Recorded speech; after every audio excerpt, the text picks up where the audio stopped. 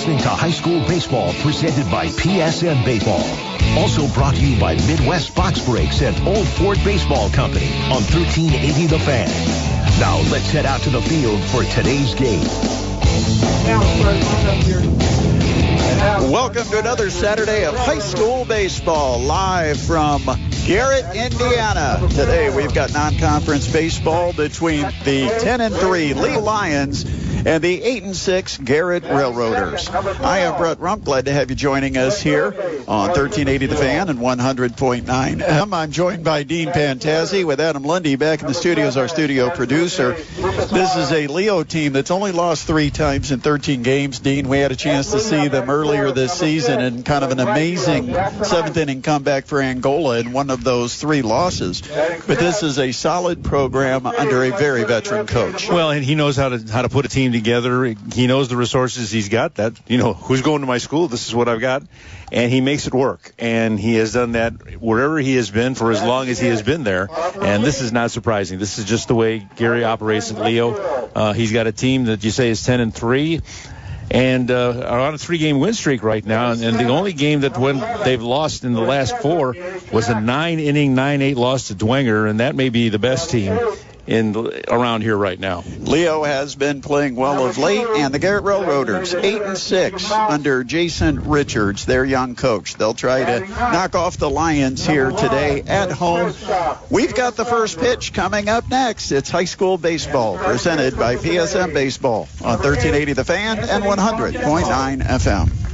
Couple of the area's top programs with the Leo Lions and the Garrett Railroaders set to hook up here in Garrett. Time to take a look at the starting lineups. First for the Leo Lions under Gary Rogers. They're 10-3 on the season, and they'll lead off with Nolan Butcher, catcher, hitting .479. Tanner Reynolds will be the second baseman in the 2 spot, .375 the season average. Dominic Renneker hits third. The shortstop comes in with a .355 batting average. Colson Abbott is the cleanup man, first baseman with a .361 average. Patrick Drudy with 7 home runs in 13 games. He hits in the 5 spot with a .267 batting average.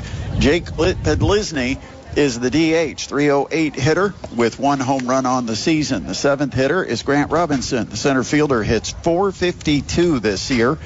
Jaden Keeler will be on the mound for the Lions. The pitcher has a .214 average at the plate. And Max Schreck, who's playing just his second game this season for the Lions, which you'll see in doubleheader days. He's the left fielder, batting 9th. For the Garrett Railroaders, they will go with Brady Harris leading off, a freshman second baseman with a .296 average. Batting second is Ari Hippensteel, a third baseman that hits .395. In the 3 spot, Lucas Collins, a sophomore first baseman at .413. Jackson Ice is the cleanup hitter. He's a junior hitting .306. Caden Bush, a center fielder at .262 on the season. At batting 6th will be Harper Lee. The left fielder has a .290 average. Gage Pick is the catcher, .257 on the season. The 8th hitter is Keegan Mounts. He'll be the DH today, batting .083. And getting his first action, Aiden Solinger, a freshman shortstop who will bat 9th for the Garrett Railroaders. Defensively for Garrett, around the outfield, left to right, Max Schreck, Grant Robinson, and Andrew Rathbun. In the infield, Patrick Drudy's at third. Dominic Renneker, this is the Leo lineup. Dominic Renneker is at short. Tanner Reynolds at second. Colson Abbott is at first. Nolan Butcher catches for Jaden Keeler. So for the Garrett Railroaders in the field, they've got Harper Lee in left, Caden Bush in center, Jackson Ice in right. Ari Hippensteel's down at the hot corner with the shortstop, Aiden Solinger, and Brady Harris will be the second baseman. Lucas Collins is at first, Gage Pick behind the plate, and on the mound, Anthony Bontempo. And Bontempo is ready. Butcher in the batter's box for Leo. And the big right-hander works from the stretch, and the first pitch has to duck under it. It's high and inside for ball 1. It actually went behind him more than anything else. Butcher having another great season, a .479 average, 6 doubles, a home runs, knocked in 12, a base stealing threat if he can get on. Leo knows how to hit the ball. 329 average as a team. And this one fouled out of play, leaving up the count 1-1. It is a bright, sunny day now. The clouds we had a couple of hours ago have kind of broken, and it's a beautiful day with the wind blowing out toward right center. The pitch. High pop-up, foul ground, third base side. Will it be playable? Hippensteel over to the Leo dugout, gives it a look, and that is into the dugout and out of play. There is a lot of room to work at this field, so infielders or anybody that, even with the outfielders, you give up on a ball, you're going to pay for it, and you better stay with it. There's a lot of room to roam. Wind helping to bring that ball back, but just not enough. But Bontempo now ahead in the count, 1-2. The set and the pitch. Swing and a miss. High heat, and Butcher strikes out. And that's a big first out for Bontempo here in the top of the first inning. One away for Tanner Reynolds, 375 average. He's got a double, 6 RBIs this season. Bats from the right side.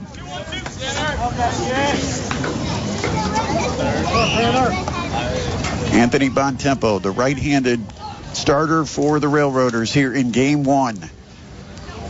And the pitch, that's fouled out of play. Bontempo going right after the Railroaders. He's ahead of Reynolds, 0-1. Or I should say Bontempo going right after the Lions. And this isn't in their squad.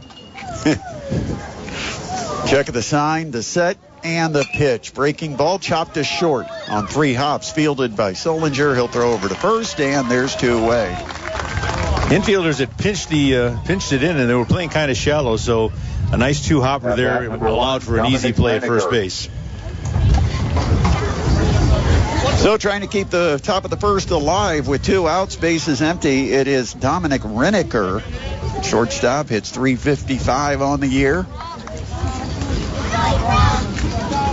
The Lions come in with that lofty team average, and so far so good for Bontempo on the bump. Good breaking ball. Snapped it off and caught the inside corner for strike 1. Bontempo has 13 strikeouts in 11 innings pitched this year, and they're getting good production out of their pitchers, their 1-2 guys especially. Check of the sign, the set, and the pitch. And that is lined the opposite way and into right field for a base hit. So a 2-out hit for Dominic Renneker, and the Lions keep the inning alive for cleanup hitter Colson Abbott.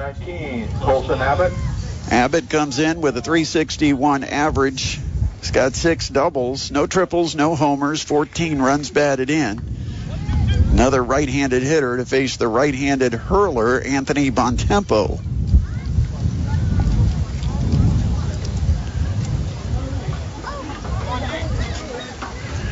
Set and the pitch, and it's chopped wide of third and foul. Third straight batter he's gotten ahead with a first pitch strike.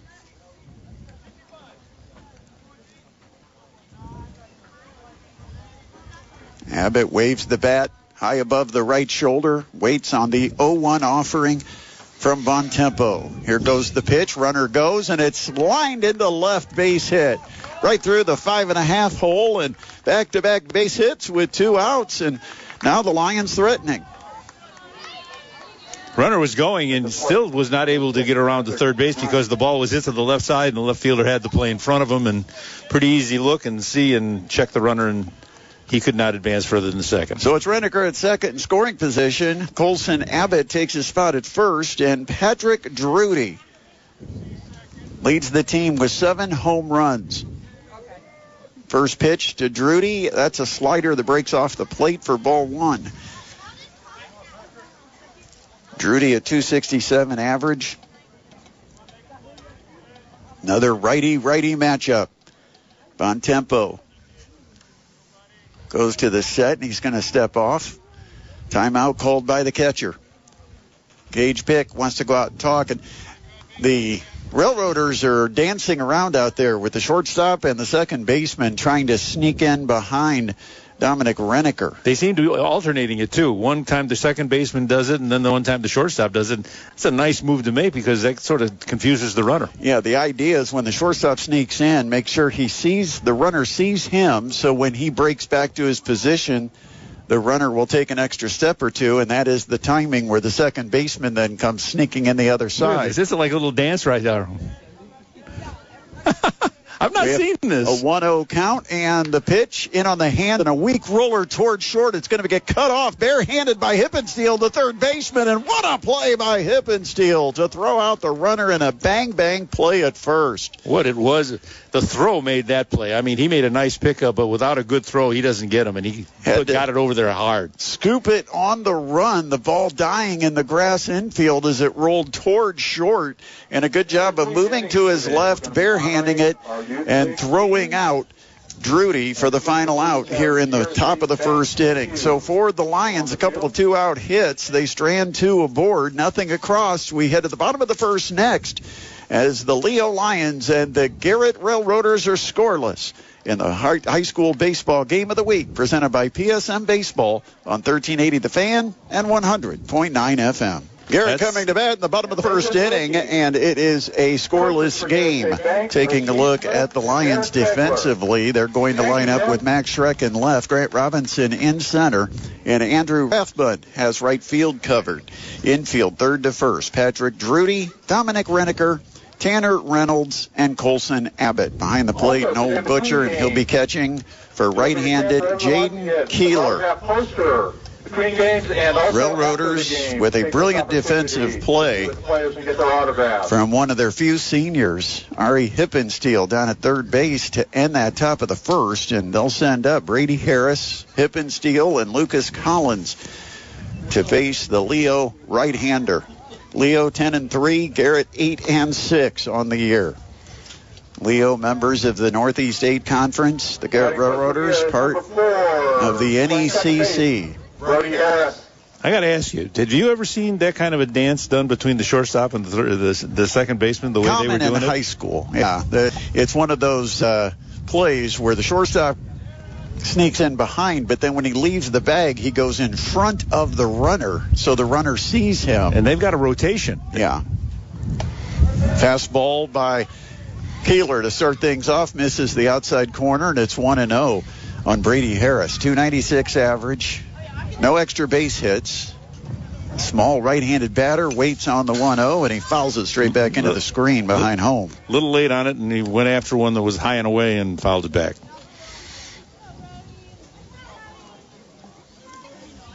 Keeler winds and brings the 1-1, and that one also fouled straight back into the screen. Jaden Keeler ahead now. 1 ball, 2 strikes. The wind up, the delivery, good breaking ball, but they called it a just outside, missed that outer corner. Well, he had the batter fooled because he was falling away from that, and it ended up being on outside. 2 balls, 2 strikes.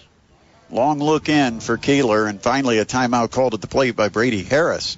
Harris, just a freshman second baseman for Jason Richards and the Garrett Railroaders. Here comes the 2-2, and another one fouled back into the screen behind home. You got to wonder, with a freshman in there, and you don't know how much experience he's had playing baseball, if the coach isn't telling him, don't wait that long. Make him work and take the timeout. That one's a low bridge. Breaking ball that didn't break, and ducking under it was Harris to run the count full, 3-2. Outfield playing shallow.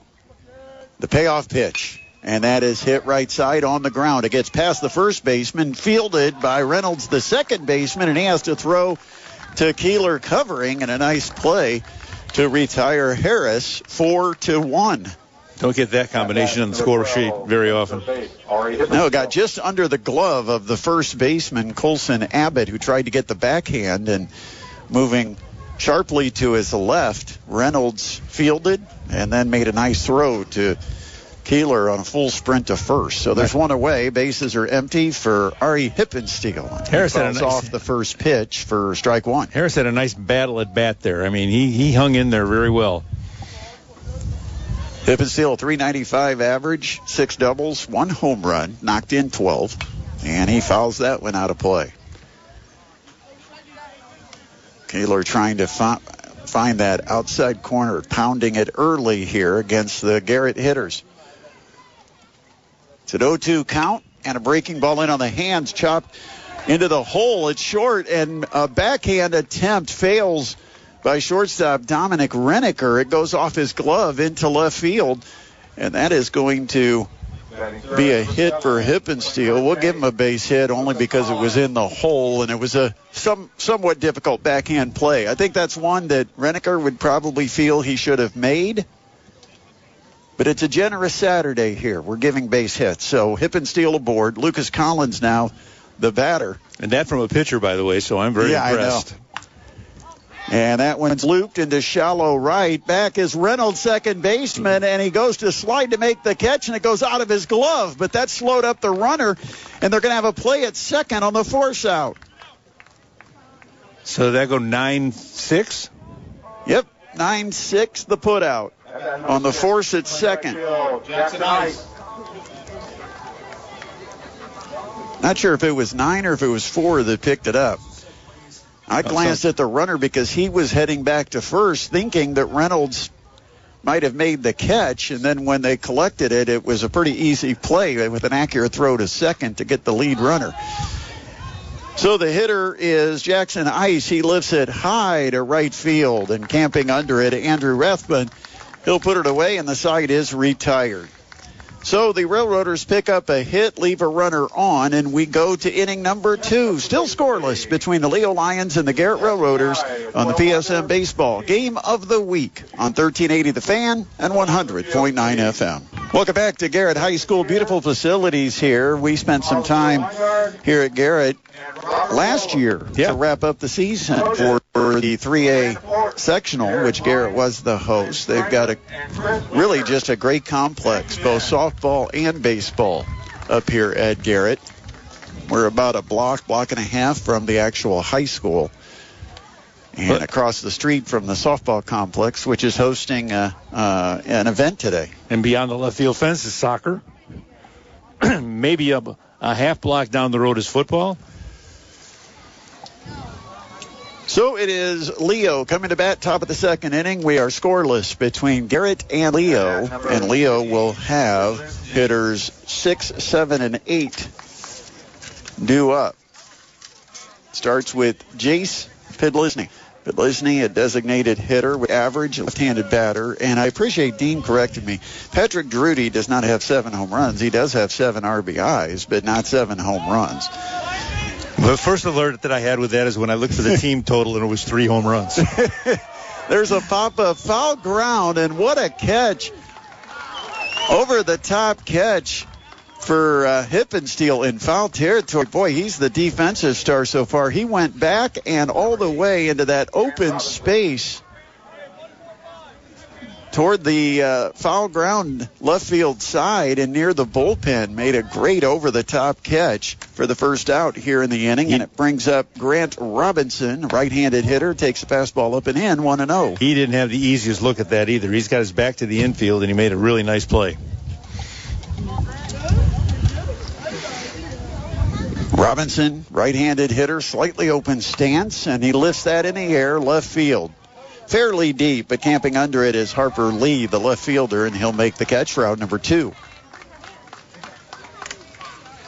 Number 21. So a couple balls popped up, couple of outs. This is where Leo found themselves in the top of the first inning and had back-to-back base hits. Threatening, but not scoring. And now with 2 away and the base is empty, it's the pitcher trying to help himself, Jaden Keeler. Big right-handed batter against Anthony Bontempo on the mound, and a slow breaking ball hangs, hit hard left field toward the gap, and a diving attempt comes up empty for Harper Lee, the left fielder. It's going to roll to the wall, and it's a 2-out double for Jaden Keeler. Not a bad effort from a guy who came in hitting .214. That ball was hit hard. Number 14, Ash Schreck. Lee took the chance at cutting it off and making the catch, and even a dive. He came up short, and then once it went past him, went all the way to the base of the fence. And now there will be a courtesy runner. We don't have lineups. They weren't available when we got here, so we don't know who the runner is going to be.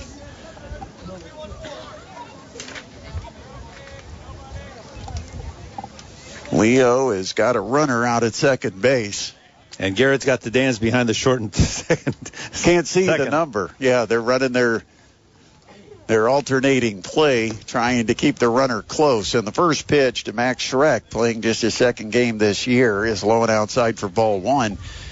Schreck just 0 for 2 in the season, getting a chance here in game one of the doubleheader.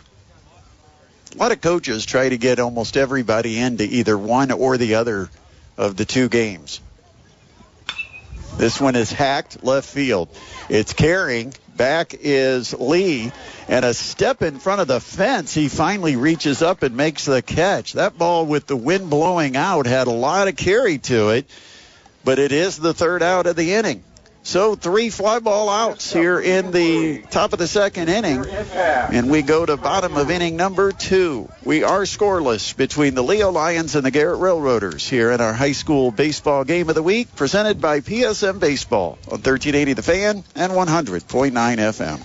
First game of 2 here at Garrett between the Leo Lions and the Garrett Railroaders, and heading to the bottom of the second inning, we're scoreless, and the Garrett Railroaders will send up hitters 5, 6, and 7 to face Jaden Keeler, big right-hander for the Leo Lions.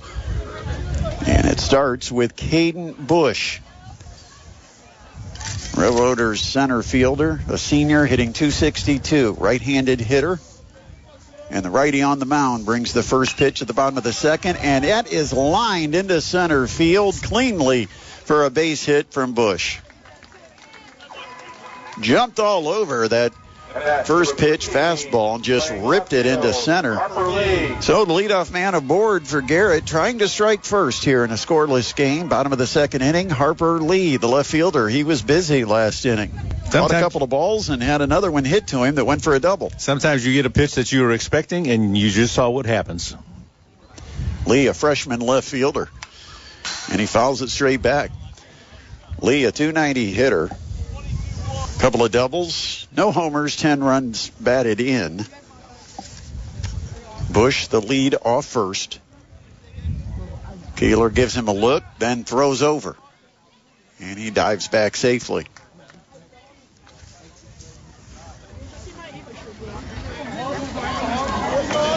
Wind blowing straight out to center field. The set. There goes the runner, and they'll step off, throw to second, and he beats the throw into second base. Bush, a stolen base completely on the pitcher, who compounded the problem by throwing it to the wrong side of the bag. And had he thrown it onto the bag or to the left, right of it, might have gotten the put out, but the throw was wide to the left, and that wasn't going to work. So a stolen base.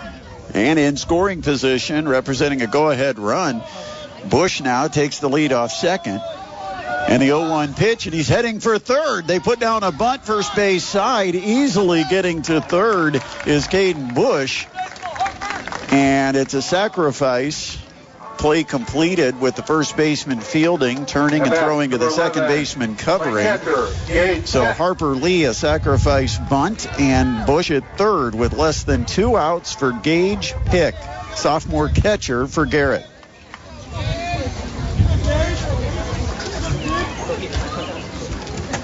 Keeler will work from the windup, and the first pitch, a fastball at the knees for a called strike, 0-1. And Leo is pushed in the infield. Everybody's in on the edge of the grass. The 0-1. And that catches the upper corner on the inside part of the plate, and it is 0-2 quickly on Pick, hitting in the 7th spot for the Railroaders. The 0-2 is just a little high and tight. Might be a pitch where he's trying to back him off to set up something away. Gets his sign. Runner at third. Scoreless, bottom of the second inning. And time called as Keeler very slow before he went to his delivery. Pick ready. The pitch. And it's chopped right side of the infield. And it is a fair ball to first. Holding at third is Bush. So a little chopper to first base, and the run will not come in. That's the second out of the inning. Number 2 is the designated hitter. And now it's up to Keegan Mounts, a junior designated hitter, hitting in the 8th spot to try to knock in Bush from third base. Nice job there by the first baseman in waiting for the runner to come to him with the full view of what the runner is doing at third base, prevented him from advancing, and gets the out. First pitch fastball in for a strike.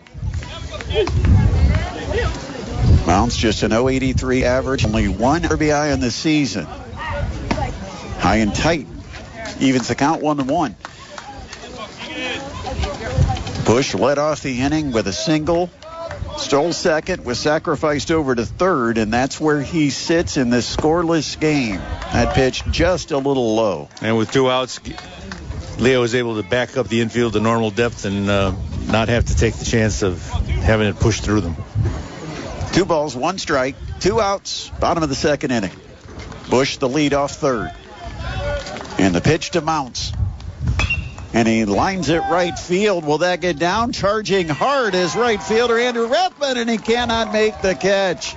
It will take a short hop on a Rathman. That's down for a hit, and the run comes across. Garrett takes a 1-0 lead. Had a great shot at it for a minute there. The way all of a sudden the noise that came over, I realized it was from the Garrett bench. That meant, okay, it fell in.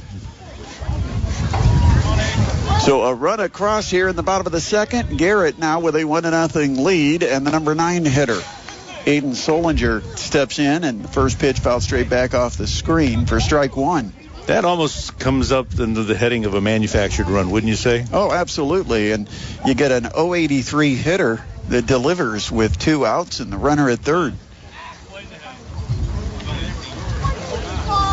And Rathman out there in right wasn't playing super deep.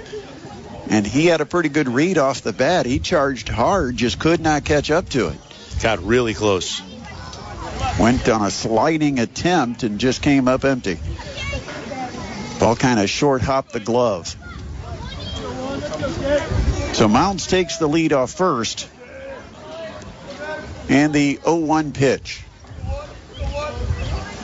And that's lined right center. That's down for a hit. Station to station, as Mounts will stop at second, but the 8-9 hitters for the Railroaders delivering. And the inning continues back up to the top of the order for Brady Harris. The outfield did a very nice job in cutting that off because I thought it was going to skip on through.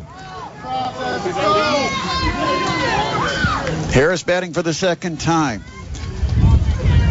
Had a ground ball on the right side of the infield, a 4-1 put out his first time up. Fastball low and outside for ball 1. Harris came in batting .296. Freshman second baseman for Jason Richards and the Garrett Railroaders. It's Mounts off second, Solinger off first. 2 outs. We're in the bottom of the second. A run already across. And the 1-0. And that one's out of play right side. With a lot of people looking over, okay, is that where my car's parked? A lot of kids over there playing down the right field line. Beautiful day to be at the ballpark. A little bit cool, but bright sunshine right now in Garrett. The set and the 1-1 on its way. And that's grounded, middle of the diamond. Backhanding second baseman Reynolds. He'll go the short way to second and just beat Solinger, who is sliding in. That will be it for the Railroaders here in the second, but it's a productive inning, especially from the bottom of the order. Mounts knocks in Bush, and it's a 1-0 Garrett lead over the Leo Lions. As we will head to the third next. This is high school baseball presented by PSM Baseball on 1380 The Fan and 100.9 FM. How does Leo respond to a 1-0 deficit as we head to the third inning? Brett Rump with Dean Pantazi, Adam Lundy, our studio producer, and it's the top of the order coming up for Leo. Starts with Nolan Butcher, .479 average. Struck out his only time up, went after a high fastball. Anthony Bontempo fires, hits the outside corner, and it's check swing strike. 0-1. Leo's left 3 guys on in the first 2 innings. Kind of reminiscent of what they had to deal with when we got him against Angola. Until late in that game. Bontempo, the set and the pitch. A looping breaking ball that stays high. Butcher showed a little bit of a bunt action and then pulled the bat back. Evens the count up. 1 ball, 1 strike. Righty matchup and the 1-1. Breaking ball breaks off the plate, and it's 2-1. Watch that all the way in. You can just leave him leaning over and saying, okay, do I slap at it or do I let it go? Advantage count for Butcher. The 2-ball, 1 strike pitch. And it's chopped left side of the infield. Backhand attempt comes up empty for Solinger at short, and it will bounce its way into left field. It's a base hit for Butcher, and the inning starts positively for Leo here in the top of the 3rd. Number 9, Reynolds. Didn't get the hop he was accepting. And the hope got over there with the backhand, thought the hop was a little better, and it kind of flattened out on him. With Butcher's speed, he didn't have him played very deep and had to kind of go for that high chopper on the short hop and just couldn't quite get to it. So the leadoff man aboard for Tanner Reynolds.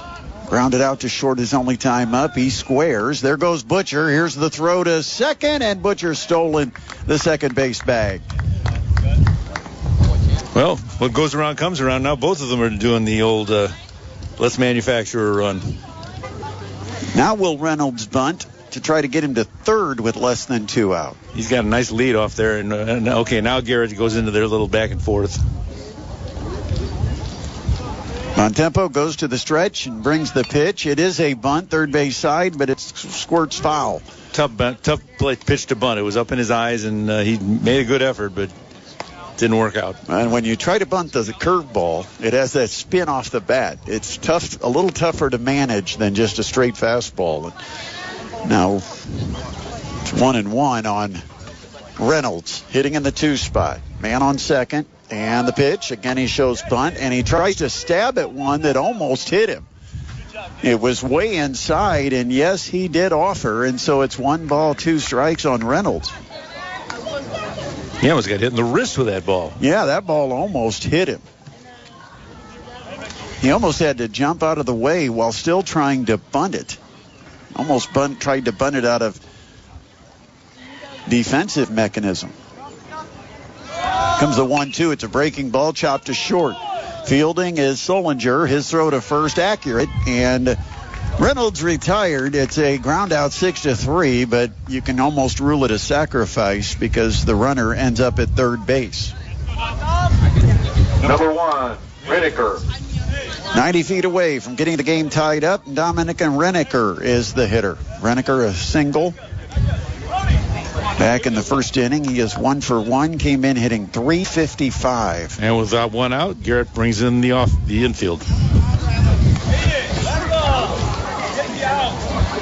Reneker crowds the plate, waits for the pitch, and he takes it low for ball 1. I would amend that to probably say brings in the corners because the middle infielders have sort of gone medium depth. Yeah, they showed that they might come in, but now they've backed up to an average depth. 1-0 on the outside corner, called strike, evens the count 1-1. It's Butcher down at third, representing the tying run. We're in the top of the 3rd inning. Reneker at the plate for the Lions. Bontempo on the mound for the Railroaders. The set, the 1-1. Outside, 2-1. Reneker can duplicate what he did last time up, which was a base hit to center. We'll have a run for Leo. Hard to the order. Reneker, the number 3 hitter on Gary Rogers' lineup card. And he's got an advantage count, 2-1. And the pitch, slow breaking ball, and it didn't quite come back down to the zone. It stayed high, and it is 3-1 now for Reneker. Tough pitch here for Bontempo. Don't want to put the go-ahead run on base, but also you don't want that runner at third to score. 3-1, outside ball 4. Reneker aboard for the second time, and you've got runners on the corners, and that could get the Leo running game going.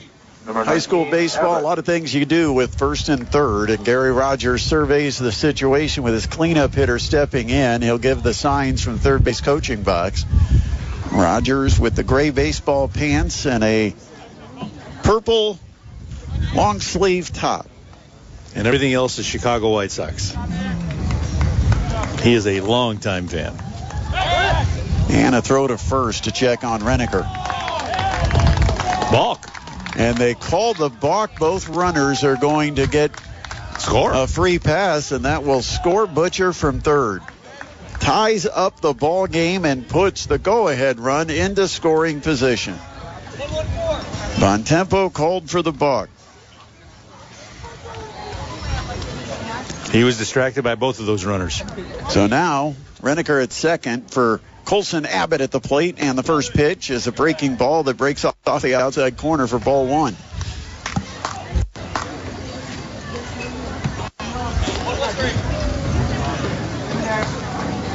Reneker, who walked and was balked to second, takes his lead off the second base bag.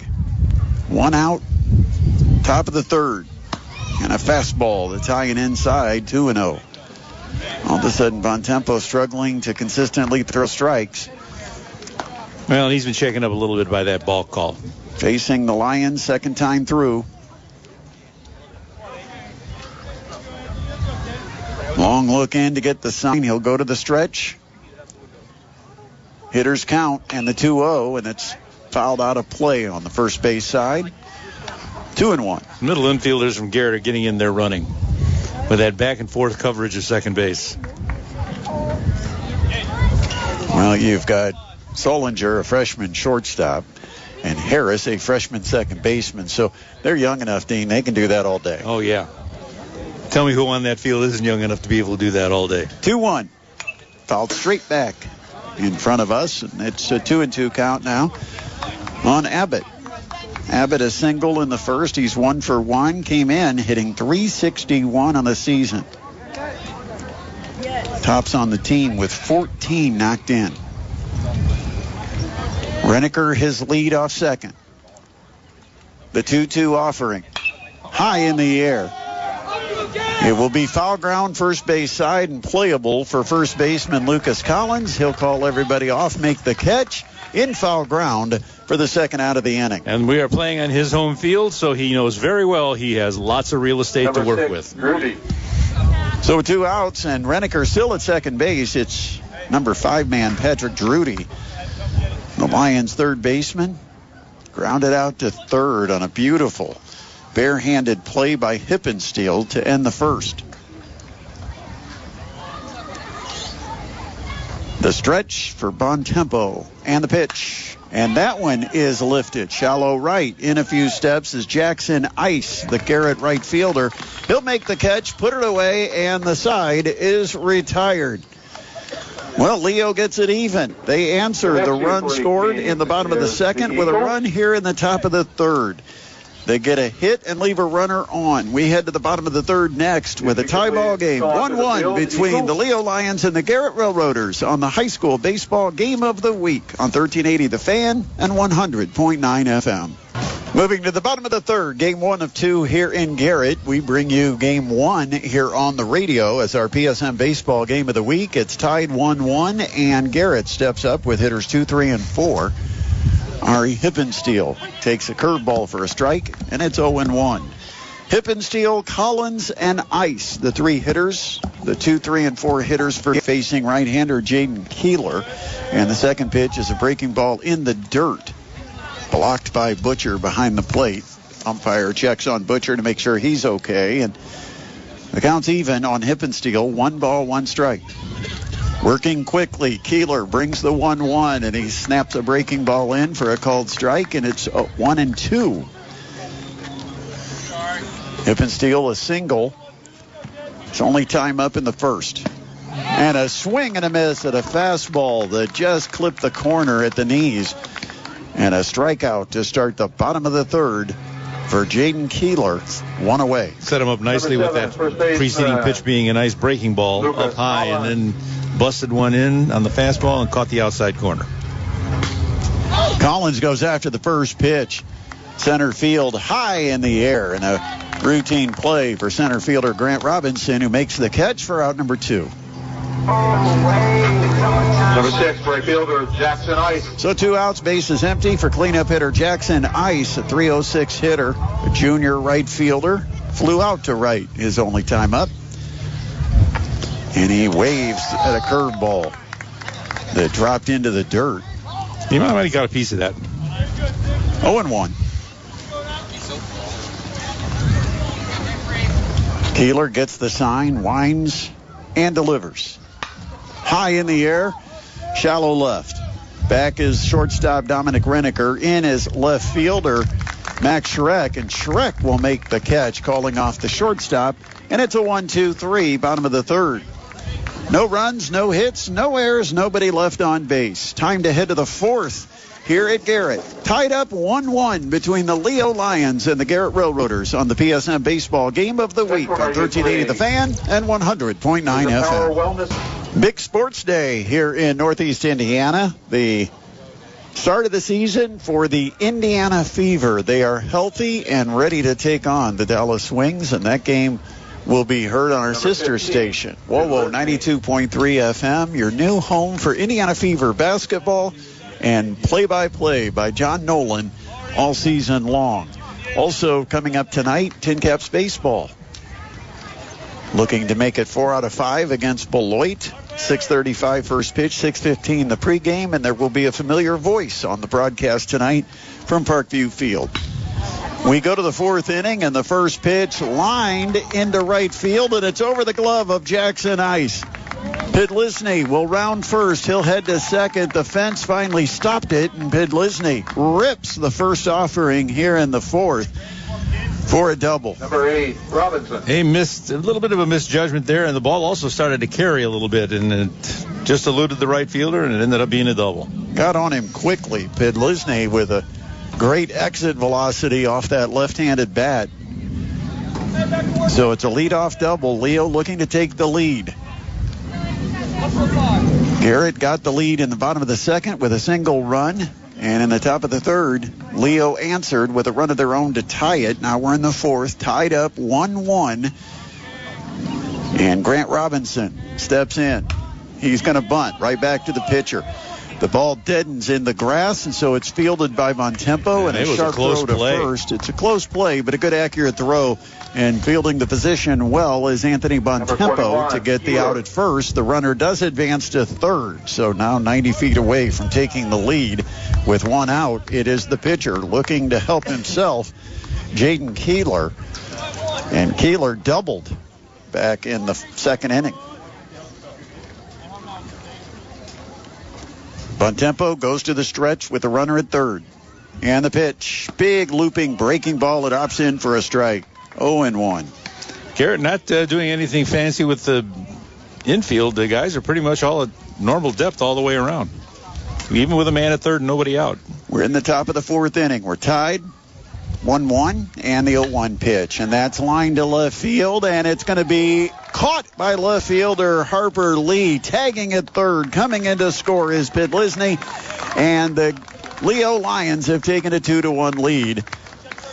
Almost a misnomer to call that a sacrifice fly. It was ripped on the line. A sacrifice line drive, you could say. Keeler does the job, knocks in the run, his 6th run batted in of the year. And Leo now ahead with 2 outs. And the base is empty for Max Schreck, the number 9 hitter.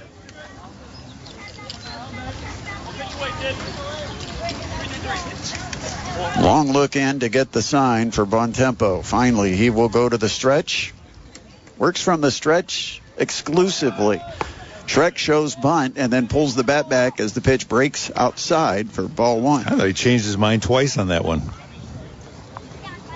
I was going to stab it. No, pull my bat back. No, I'm going to stab it. No, and pull the bat back. 1-0 count. In on the edge of the grass. Hippensteel down at third. That's lined to center field. And Schreck, good contact, drives a 2-out single into center. First hit of the year for Max Schreck. And it turns it back over to the top of the order, and Nolan Butcher. Right, he was on that one right from the start.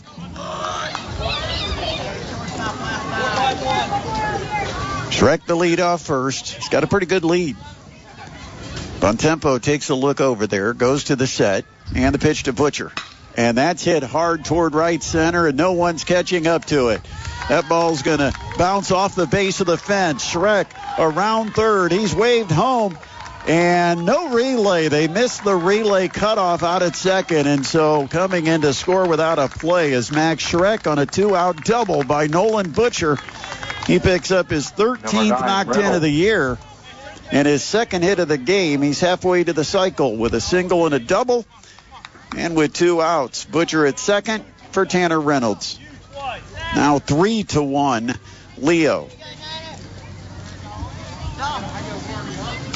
Reynolds, first pitch, and he's going to lift it in the air to right. Camping under it, Jackson Ice. He makes the play, only had to move about 3 or 4 steps. And that's the 3rd out of the inning. But a productive inning for Leo. They now have taken the lead. Come onto the field. They get 2 runs on 3 hits. A couple of sacrifices mixed in, and 1 runner left on base. As we are halfway through game 1 of 2 here at Garrett today. And the Leo Lions now in front of the Garrett Railroaders 3-1 on the high school baseball game of the week, presented by PSM Baseball on 1380 The Fan and 100.9 FM. Garrett's got some work to do now, trailing in the ball game 3-1 as they come to bat in the bottom of the 4th inning with hitters 5, 6, and 7 to face right-hander Jaden Keeler, who certainly has helped himself in this ball game, not only on the mound but at the plate. Curveball chopped, 1 hopper right back to Keeler. He jumps up, grabs it up at the apex, completes the play with the throw to first for 1 out. Bush retired quickly. It almost looked like he was going to take the play himself, didn't it? Yeah. He ran within 2 or 3 feet of the first baseman before he tossed it over. Sometimes pitchers like to do that just to shorten up that throw, and you got the time to do it if you want to do it, because it just was 1 quick hop right back to him.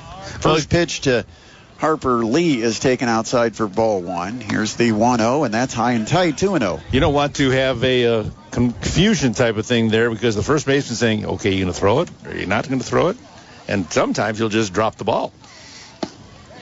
Fastball on the 2-0, and it slipped just below the knees. 3-0 on the freshman left fielder for the Railroaders. And that one is called strike. Pretty close to the same place, but 3-0, sometimes the strike zone gets a little bit of a hitter's or pitcher's advantage. And that one is right back down there at the knees, but this one low.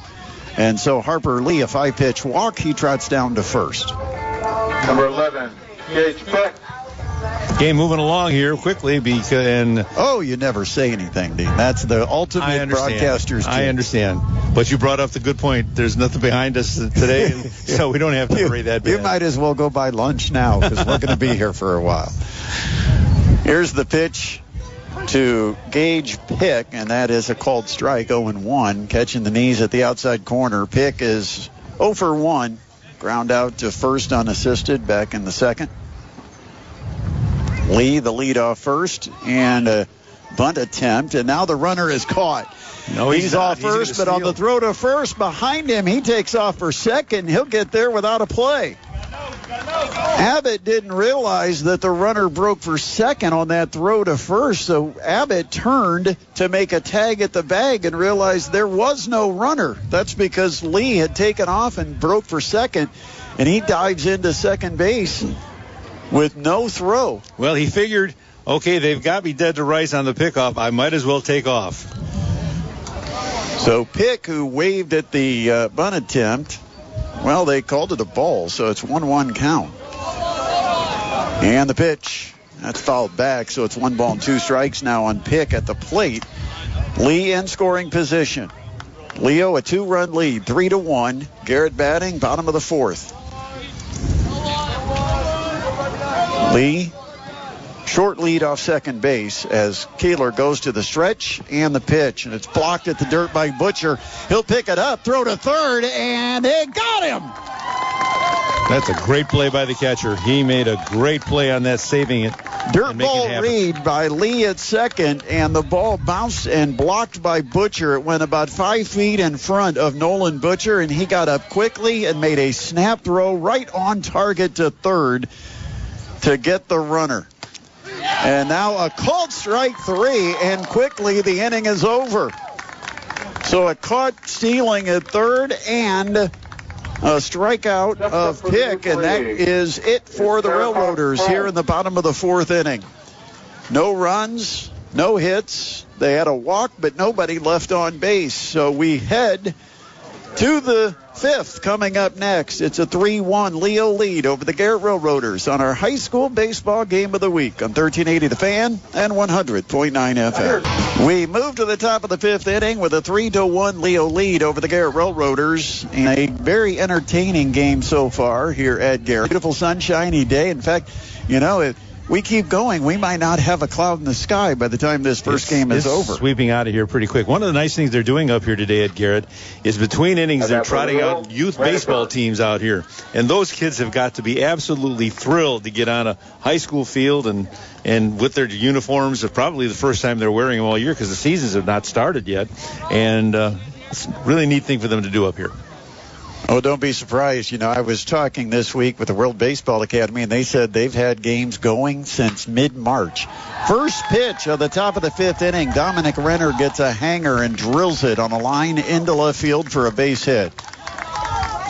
Renneker has been on board all three plate appearances. A single in the first, a walk in the third, and now he starts the fifth with a base hit. And he's aboard for cleanup hitter Colson Abbott.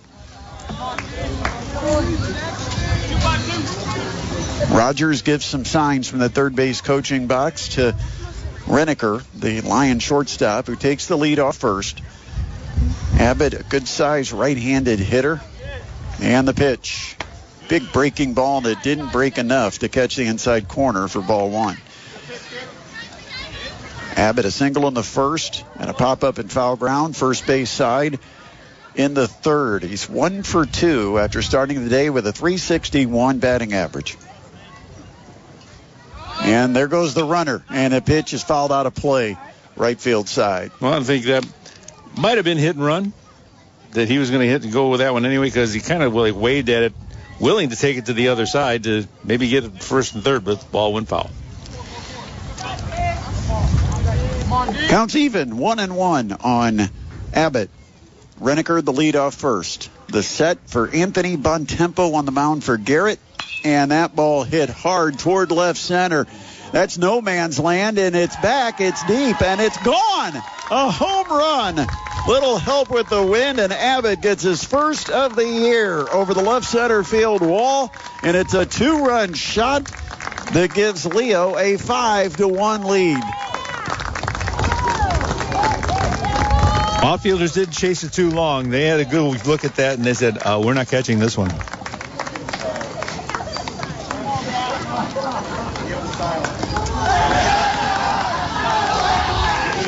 So that is, the fourth homer of the year? Fourth homer of the year for the team. For the team. Number 6, Goody. Not a team that's been hitting a ton of long balls, but getting it done otherwise with a 10-3 record. But they have bounced back after giving up the game's first run. They've scored 5 straight and have scored in 3 straight innings. Nobody on, nobody out.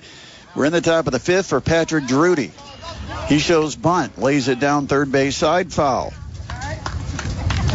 Got it up in that breeze, and that breeze, if it even needed the help from the breeze, because it was hit pretty hard, but that breeze made it, no doubt.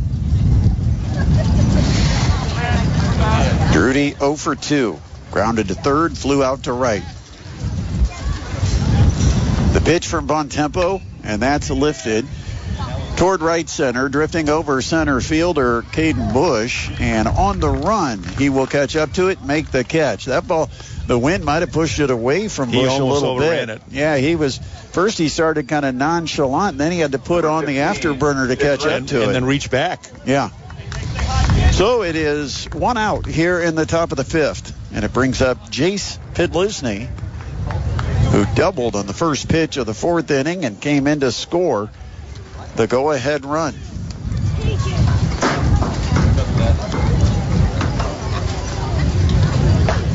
First pitch to Pidlisny, a left-handed hitter, is taken low for a ball. Leo's put 9 hits up on the board now. Pidlisny has one of them and 1 for 2 on the day. The pitch, curveball, tried to go in the back door, and it didn't quite get there. 2-0.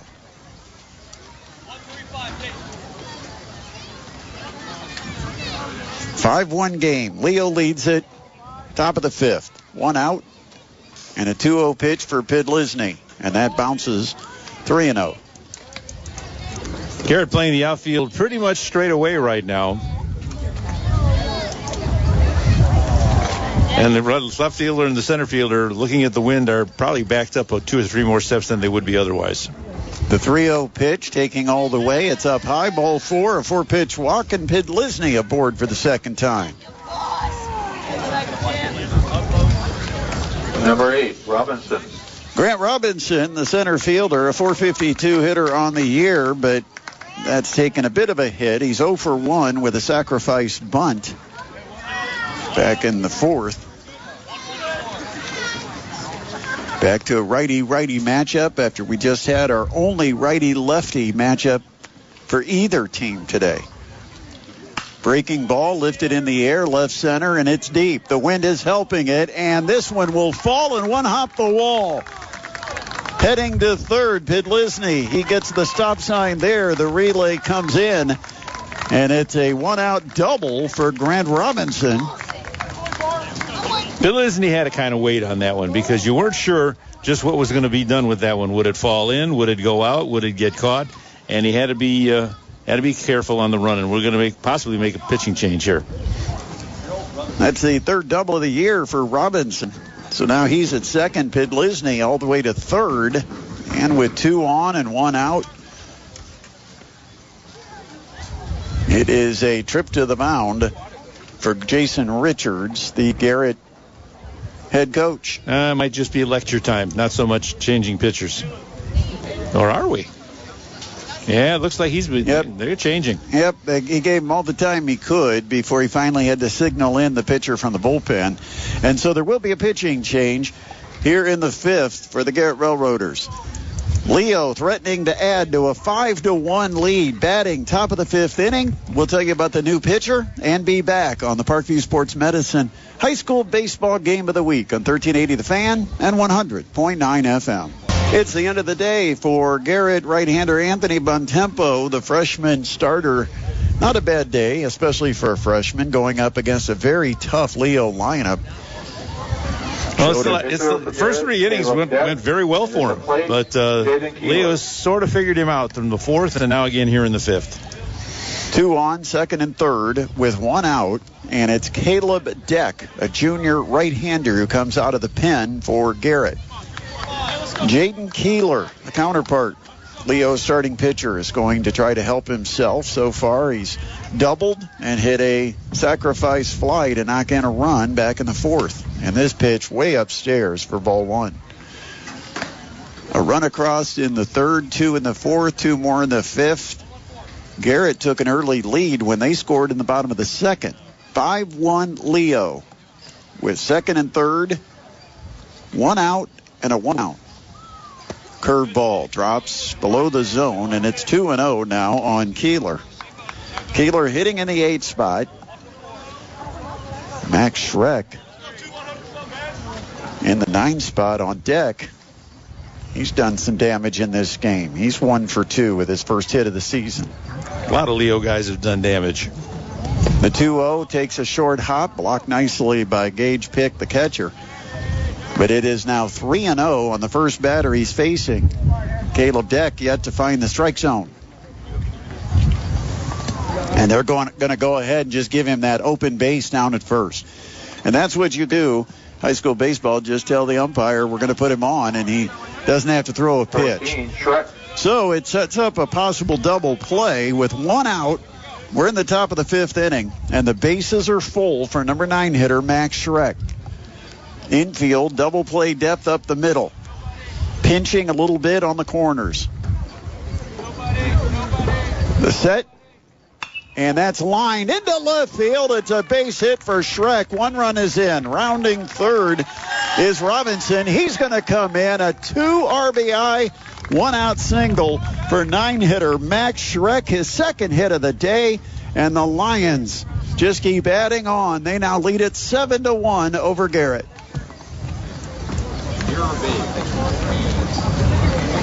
How about the day for Max Schreck? He only had 2 at-bats all year long. He's only played in 1 game. At the plate, getting a chance here to show what he can do and taking full advantage. His second hit in 3 trips. Look at his batting average now. Yeah, he's now 2 for 5 on the year. The 400 hitter. 400 hitter. So it's back to the top of the order. Nolan Butcher in the right-handed batter's box, and the first pitch to Butcher is on the outside corner for a strike. He was really tempted to go after that one. Keeler, the runner at second. Schreck, the runner at first. Still 1 out. And they have a mound visit. 4 runs in here in the 5th. Leo opening this up. We had a real pitchers duel going and a quick-moving game until Dean Pantazi pointed that fact out last inning. Now things slowing down. Big inning here in the 5th for the Leo Lions. 4 across, 2 still on, just 1 out. And Garrett has gone to their bullpen. Caleb Deck on the mound. After I said it, I even thought, oh, boy.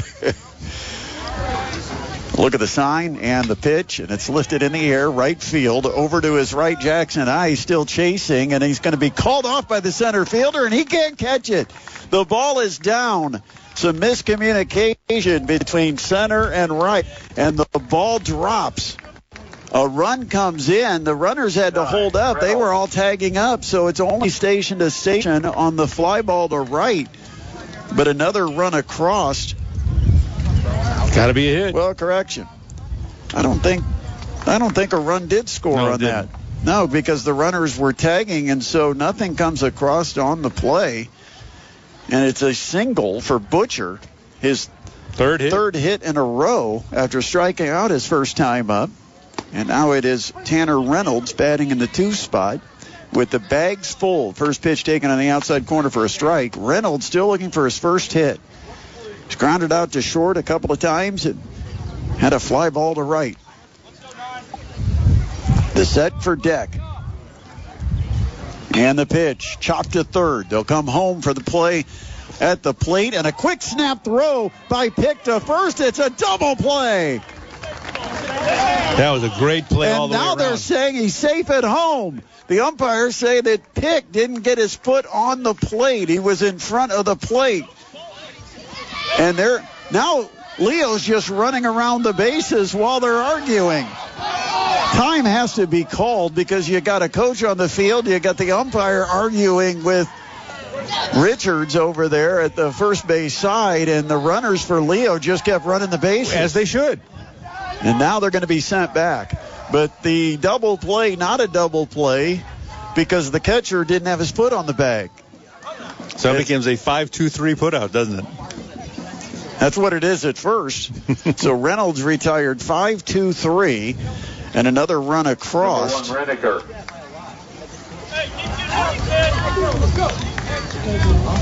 And you've got second and third. There's 2 outs now, and the second time through here in the inning as Leo bats around, it'll be Dominic Renneker, who has had a perfect day. A couple of singles and a walk.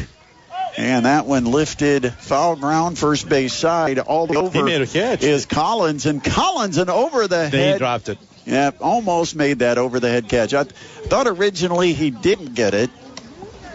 But I've got a big post in front frame, of you. Yeah, a frame in front of me that I have trouble seeing it. Well, I had to look at it, and what it looked like is he went all the way over to get it, and that wind took it back a little bit to the field, and it got it past him. The 0-1, lined out toward right center, and no one's going to get it. It's going to short hop the wall. A couple of runs are going to come in. Rounding first, Renneker with his perfect day continuing. Gets a 2 RBI double with 2 outs. And Renneker now 3 for 3 with a walk. What a day the Leo shortstop's having at the plate. That time went the opposite way to right center. And it's his second hit of the inning. So Schreck and Butcher both come in to score, and it is now 9-1. And Abbott coming in is the 10th man to bat in the inning. Well, let's check. It's 10-1. I didn't add the run that scored on that play at home. So they're just a run away. They're just a run away from early dismissal. Yeah, now Garrett will get the at-bat because you have to complete 5 innings. But the mercy rule, a 10-run rule through 5. Didn't think this was going to come into play like this, but it did. At the plate, Colson Abbott, and the pitch high and outside for a ball, and that makes it 2-0 on Abbott. Yeah, so Leo, 7th spot here, has scored 7 runs in the top of the 5th inning. 10-1, the Leo lead. Renneker at second, and the pitch, a big hack, but fouled out of play on the 2-0. It's now 2-1. Abbott singled in the first. He kind of got this going in foul territory. He kind of got this going with his home run. Hit a home run in the 5th.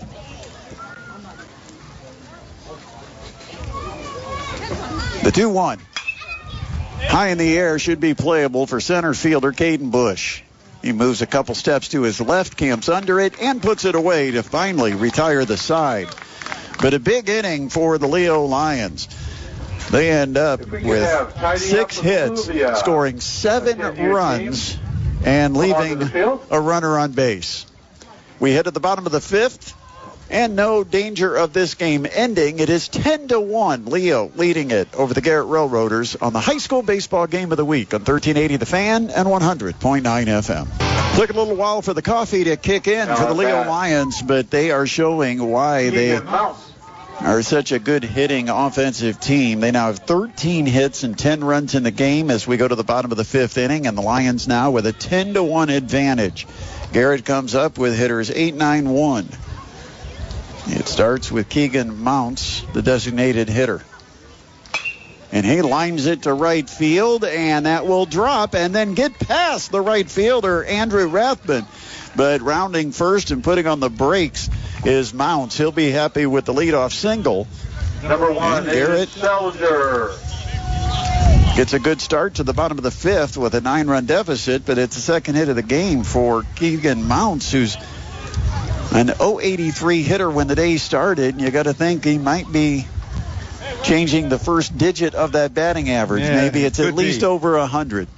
That ball did not go as far behind the right fielder as you might have thought. It kind of died after it went by him. Curveball in for a strike, backing Solinger off the plate.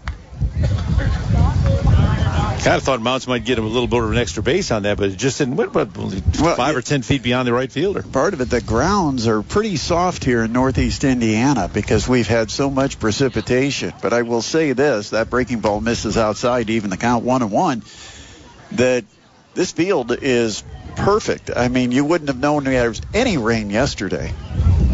Big breaking ball outside. 2-1 now on the number 9 hitter, Solinger. Well, a lot of the rain yesterday fell south of here. They were not hit as hard as we were here, or we were in Fort Wayne. Fastball in the air, right field, fairly deep, and over his center fielder, Grant Robinson. He's going to be the one that makes the catch because Rathman was almost playing an extra infield position. So Robinson the catch, and that's the first out here in the bottom of the 5th inning.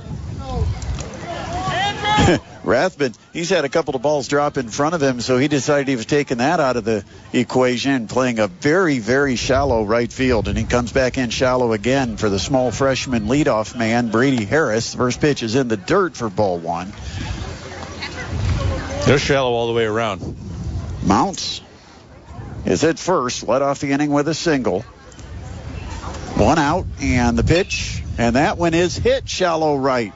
A couple steps back for Rathman, but he's there to make the catch and then throws to first, and they get the runner picked off.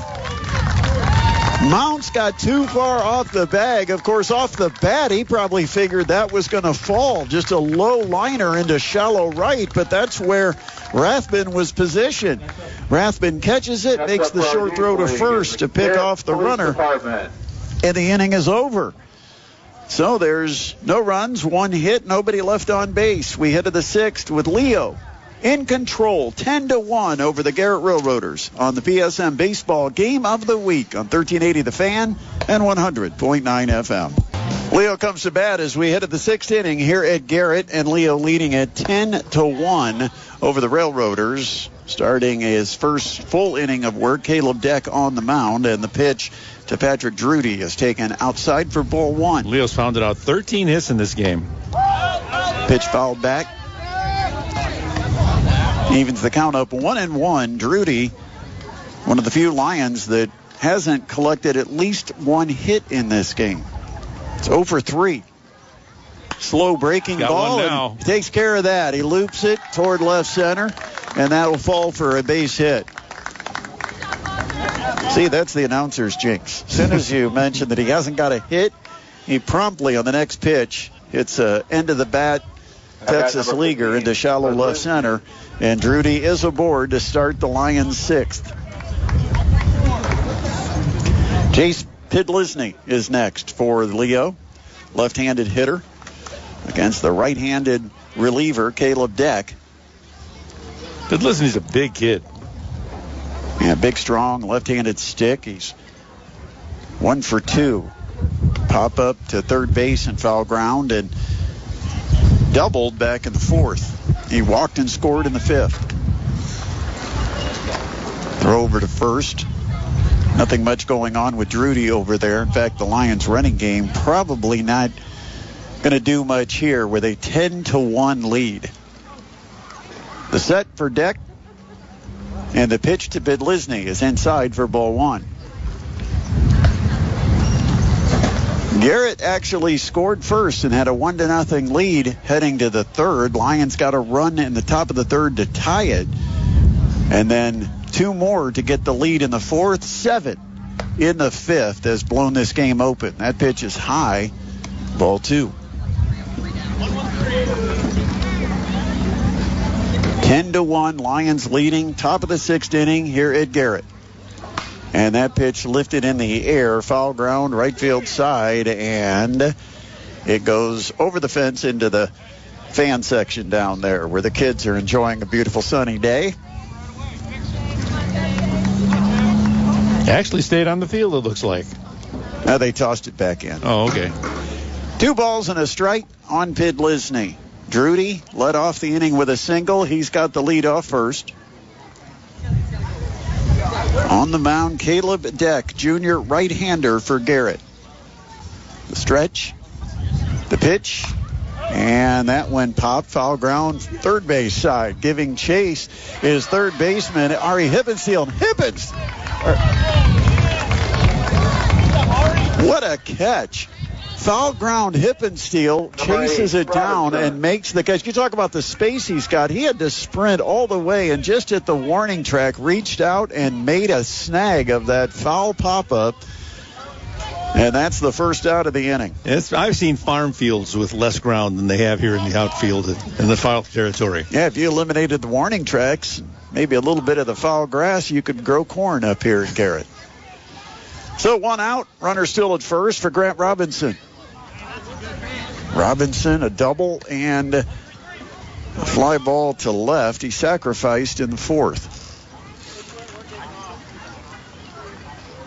So 1-0 count. And the pitch in the air. This one foul ground, right field side. Giving chase, right fielder Jackson Ice. He won't get to it. That'll fall, and count goes 1-1 on the Lions center fielder. Robinson, a .452 average to start the day. Hasn't hurt it. He's 1 for 2 in this game.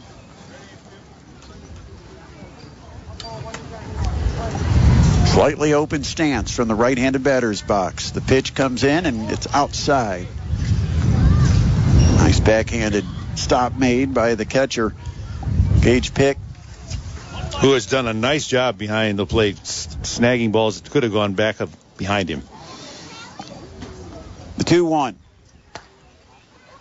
Just missed. Home plate umpire gave that almost a second look. Had that little twitch like he was going to call it, and then ruled it high and outside. 3-1 for Robinson. Check of the runner, and the 3-1 fouled straight back into the screen in front of us, and it is 3-2, and we've gone the distance. We haven't had a lot of 3-2 counts. Oh. Well, Leo's gone up there swinging, especially in the last 2 or 3 innings. It's supposed to be on deck or in the hole. Drudy, the runner at first. At the plate, Grant Robinson, and the 3-2. High in the air. Shallow center field, and it will drop in front of Caden Bush. And a throw to second, and that's a force out. The runner thought it was going to be caught. And you Bush, can't blame him. Yeah, Bush kind of played back on it. Didn't really make a running attempt. I thought it was going to be an easy catch for Bush out in center, but the ball took one hop. He got it and threw to second for the force out of Drudy at second base. Not much he could have done. So there's 2 away, and Robinson officially on board by a fielder's choice. Jaden Keeler batting for the 4th time today, and that one does get past the backhand attempt by catcher Gage Pick, and heading down to second base is Robinson. Keeler a double in the second, had a sacrifice fly / line drive to left field to score a run in the 4th, and then walked and scored in the 5th. The set and the pitch. That's in there for a strike, and evens the count up 1-1 on the Lions starting pitcher. Who was kind of second guessing himself on that one as he walked out, just shaking his head. I should have gone after it. Look at the runner at second, and the 1-1. Curveball drops low and away, 2-1. Keeler hitting in the 8th spot. On Gary Rogers' lineup card, the number 9 hitter, Max Schreck, who's had a heck of a day, is on deck circle. And the pitch. Curveball hit high in the air, foul ground third base side. Again, Hippensteel all the way over to the track, and he reaches up and makes the catch. Second time he's caught a ball in the same spot. This time he was able to kind of slow down and camp under it. But 2 foul pop-ups right by the Leo Duck third base side, both caught by Ari Hippensteel, the Garrett third baseman. And that's it for the Lions in the top of the 6th inning. The no runs across. They get a hit, and they leave a runner on. As we head to the bottom of the 6th inning, Lions still up big, 10-1 over the Garrett Railroaders on the PSM Baseball Game of the Week on 1380 The Fan and 100.9 FM. Set to head to the bottom of the 6th inning here at Garrett with the Railroaders trailing the Leo Lions 10-1. Brett Rump with Dean Pantazi, Adam Lundy, our studio producer. Coming up later today, if you want to check out the Fever season opener with John Nolan on the call, that game will be on our sister station, WOWO 92.3 FM, your home for Fever basketball, presented by Midwest Box Breaks all year long. Also tonight, more Tin Caps baseball. Hot Baseball Club, as you just heard Mike Maas talk about last night. First pitch to Ari Hippensteel is high and tight for ball 1. Jaden Keeler delivers and misses down and away with a fastball, 2-0. A rare steal of home provides the only run of the entire game. 1-0 Tin Caps win. Fastball swung on and missed. Got it in tight. Hippensteel couldn't handle it. 2 balls, 1 strike on the Railroaders' senior third baseman, who's had a good day. 1 for 2 at the plate, and he's made 3 really good defensive plays in the field. That pitch outside, it's 2-1. Or 3. Is it 2-1 or 3-1? That went in the air, deep center field. Back is Robinson. Still back. And it's off the base of the wall. Gets over the center fielder, and heading to second base with a double is Hippensteel, and his good day continues. He's now 2 for 3 with a leadoff double here in the bottom of the 6th. At that number 7, first baseman, Lucas Collins. I'm pretty sure that's pretty much the highest ball that Garrett has hit all day. Yeah, once it got up in the air, heading toward that 360 mark in straightaway center, the wind gave it quite a bit of help, and I think that surprised Robinson, the Lions center fielder, just how far that ball carried. So now with nobody out, a first pitch plunk into Lucas Collins' back, got him right on the number 7. And a hit by pitch puts 2 aboard for cleanup hitter Jackson Ice. And you wonder if Garrett Rogers is going to, with a 10-1 lead, is going to let Keeler work through this, or he'll get somebody warming up. So far, nothing happening in the Leo bullpen. First 2 are aboard. Bottom of the 6th inning, a 10-1 Leo lead. It's Jackson Ice, right-handed hitter against the right-handed hurler, and the first pitch, a check swing. And they appeal. No, he did not offer. It's 1-0. The only concern Gary might have is his pitch count. Ice, 306 average, 0 for 2 in the game. A couple of flyouts. And the pitch, the runner goes for third, and the pitch taken for a strike. There's no play on Hippensteel. So he takes third. Leo probably not paying a whole lot of attention to the runners in a 10-1 game. And so Hippensteel at third with Collins still staying put at first. That probably doesn't come as a stolen base, does it, with indifference? That's the question. Swing and a miss. It's easier to judge that at first if the first baseman doesn't hold you on, but at second, nobody's there holding you on. So did they concede it, or I'd probably give him credit for it since it was third base. I will be magnanimous. The 1-2. That's a low bridge, high and inside, and well, Collins decides he'll go ahead and take the base, and that might have been indifference because Collins had a running start, and there was no play at all. So it's second and third now with nobody out. Jackson Ice at the plate with a 2-2 count. The windup for Keeler, and that hit him. A curveball that didn't break and hit him right off the front shoulder, and the bases are loaded with nobody out. I kind of wonder if we're not going to see Gary on the mound here in a very short period of time. Hippensteel's at third, Collins at second, now heading down to first after the hit by pitch.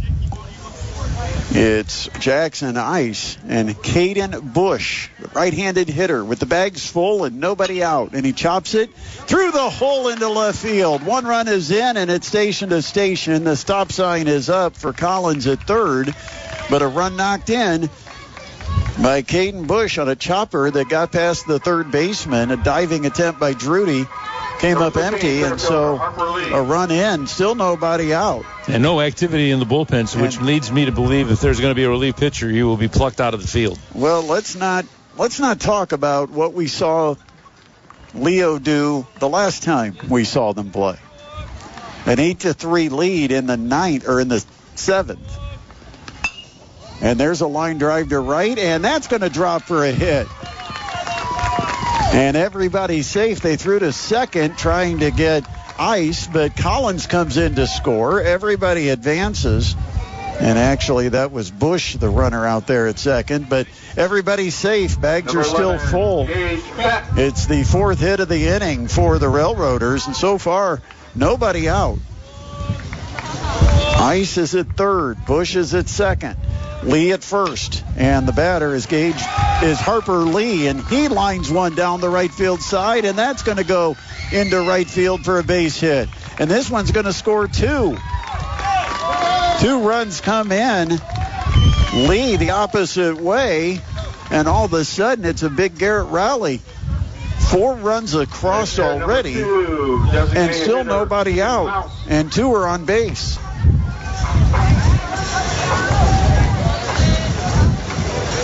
Now somebody's warming up in the Leo bullpen. And now we're going to have a little visit to the mound by the catchers to buy some time for that pitcher. I got to do some catching up. I'm trying to write my scorecard and call the game at the same time. Things are happening so fast. Pick with that hit. Lee is now at third. Gage Pick had the hit down the right field line. So in the inning so far, you've got Hippensteel with a double, Collins with a single, Ice was hit by a pitch, Bush a single, Lee a single, and Pick a single, and Keegan Mounts is now at the plate. And he's 2 for 2 with a pair of singles. Runners on the corners, and this one in the air. Foul ground, first base side, and an over-the-top catch made by Colson Abbott. What a catch by Abbott, Willie Mays style. He had to turn around. I mean, he was facing to the right side, and all of a sudden he's saying, "Oh, we got to turn around and do the left side." So a foul pop-up by Mounts. It's the first out of the inning. And it's still first and third with number 9 hitter Aiden Solinger stepping in. He's 1 for 2. And he lines it into left field. Another hit. Coming in to score is Lee, heading down to second and staying put there, Gage Pick. But it is the 6th hit of the inning for the Garrett Railroaders. Number 4, second baseman, Brody Harris. And now it's first and second for the top of the order.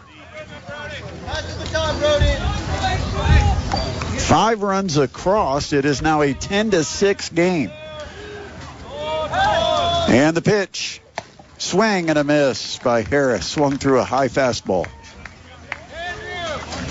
In fact, every fastball might be considered a high fastball on Harris. A freshman, not a tall kid. Bats from the right side. Does have a .296 average starting the day. The pitch, and that's in for a called strike on the outside corner. It's 0-2. Maybe about 15 or 20 minutes ago, who would have thought the tying run would be on deck? 5 runs in here in the bottom of the 6th inning, a 10-6 game. 1 out, runners at first and second, and the top of the order, Harris, the 9th batter of the inning, in an 0-2 hole. The stretch and the pitch. Curveball, called strike 3 on the outside corner. A beautiful slider from Keeler, and that puts down Harris, caught looking. And the second out of the inning brings up Ari Hippensteel, who started this frame with a double. Hippensteel, one of the 2 seniors that's among the starting 9 for the Railroaders. And a pinch runner. Yeah, Pick, the catcher, is going to be run for, so the courtesy runner out at second base. I believe it's number 10, Deck. Yeah, he's also the pitcher. There's 2 Decks. There's a fly ball left field. A few steps back, now a few steps in for Max Schreck. He will camp under it and make the catch. And that will retire the side. But Garrett makes it a little more interesting as we head to the final inning with 5 runs across on 6 hits and a couple of runners left on base. To the 7th we go. It is Leo 10, Garrett 6 on the PSM Baseball Game of the Week on 1380 The Fan and 100.9 FM. Heading to the final inning, it's the 7th here at Garrett. And the Railroaders, coming off a 5 spot in the bottom of the 6th, have made it a 10-6 score. And Leo, with the 4-run lead, bats with hitters 9-1-2, starting with Max Schreck, who's got a 2-for-3 day going. First pitch is high for ball 1 from Caleb Deck, and the second pitch swung on and missed, evens the count 1-1.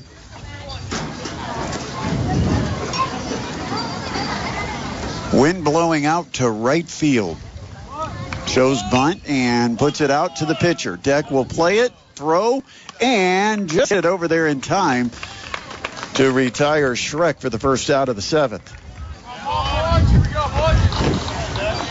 And number 7, Butcher. Bunt looking for the base hit. Bunted too hard and at too much of an angle toward the mound. Deck didn't really hustle a whole lot on the play. Thought he had more time maybe than he did, but a close bang-bang play at first.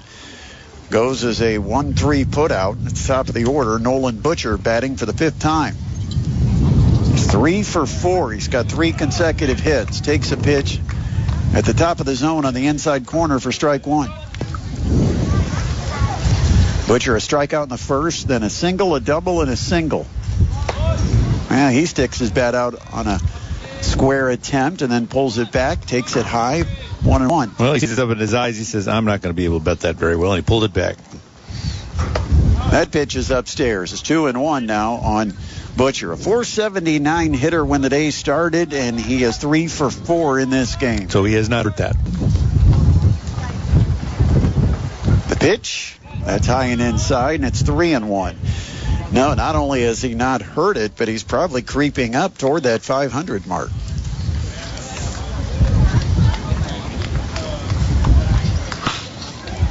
This pitch is hit deep toward the left field corner, but it will be just foul. 310 feet away from home. It bangs off the fence about 10 feet to the left of the foul pole.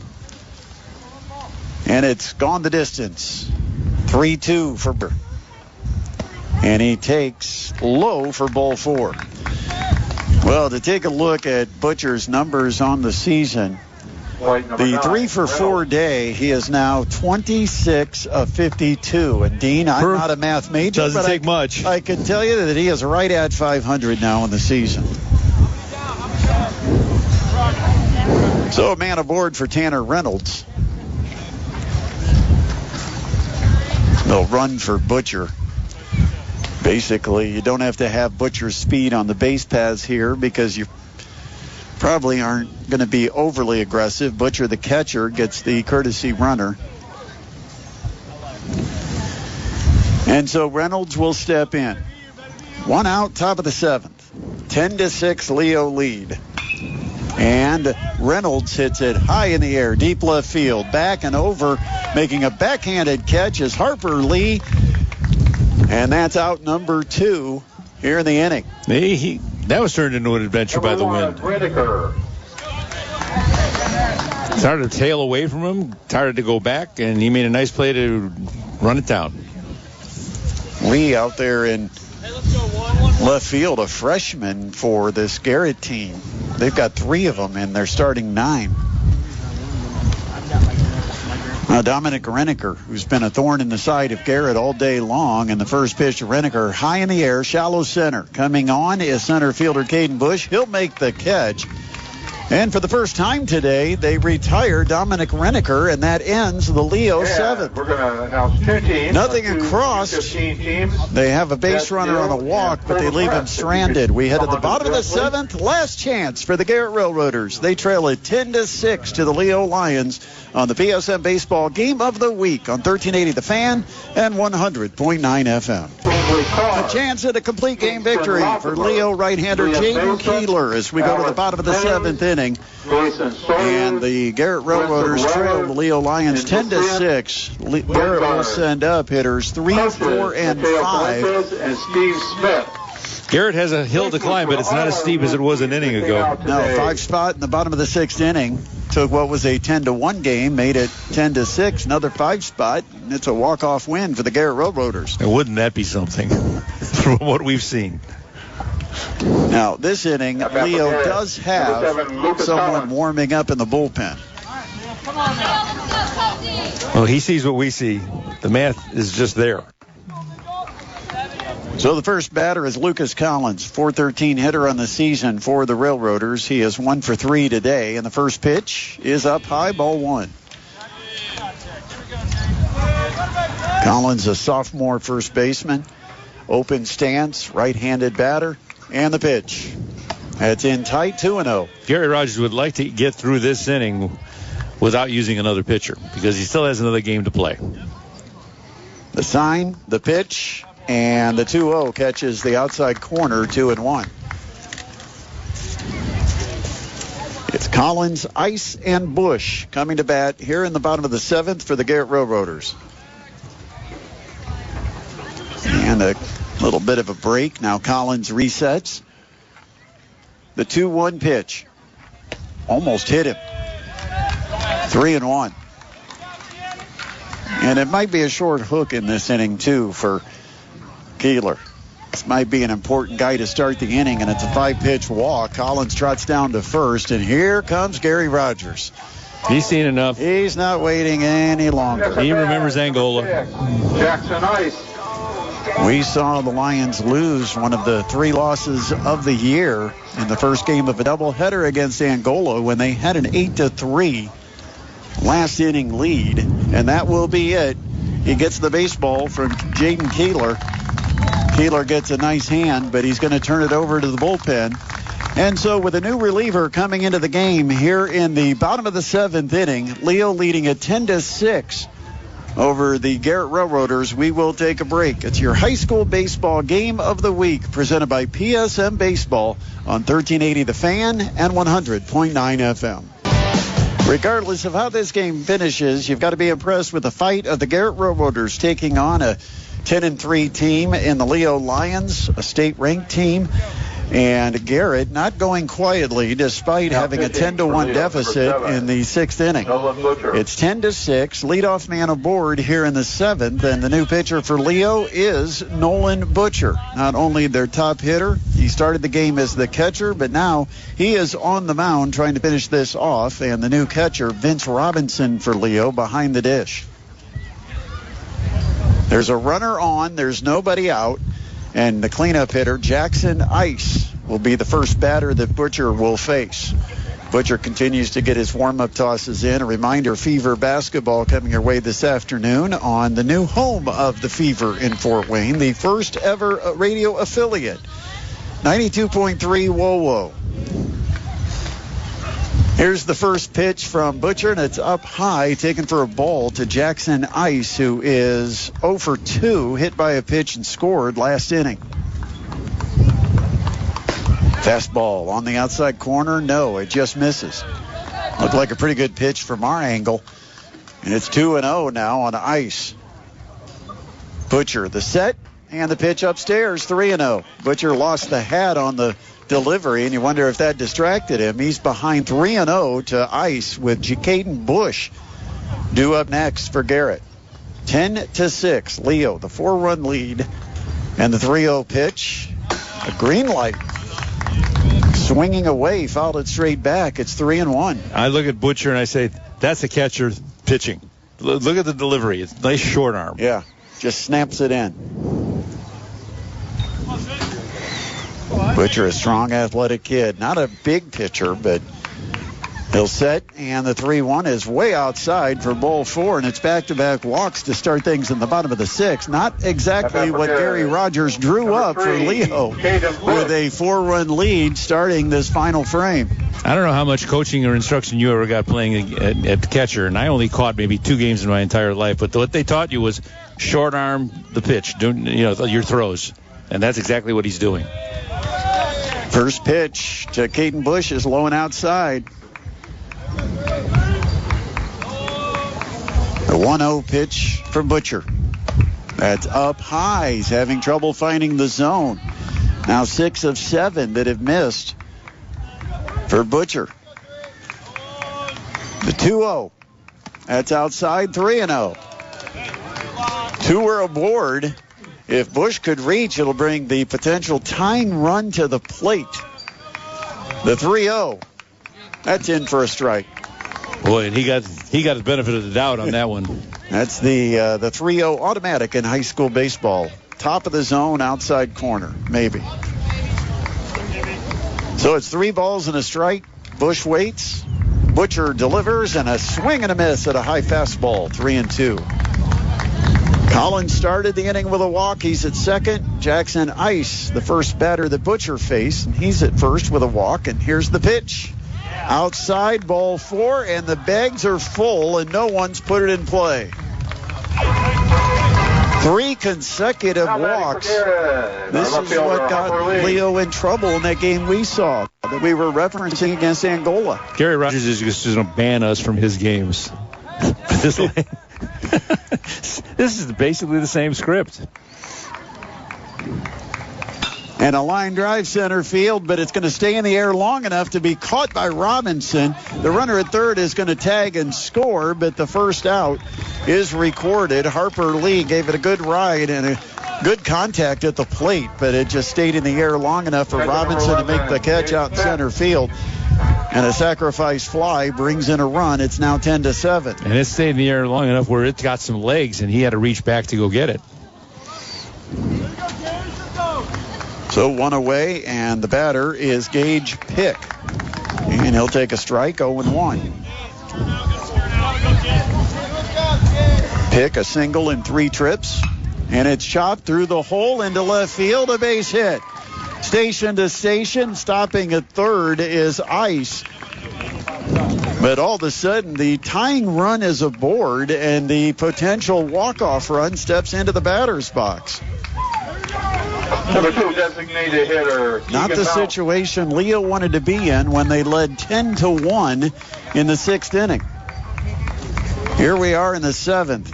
1 run is in. Bases are full for Keegan Mounts, and he takes a pitch outside for ball 1. And Mounts has a couple of hits in this game. He's 2 for 3. And now you've got a balk called on Butcher that will bring another run in and put the potential tying run into scoring position. And you're right, Dean, this is playing out exactly like that game we saw against Angola.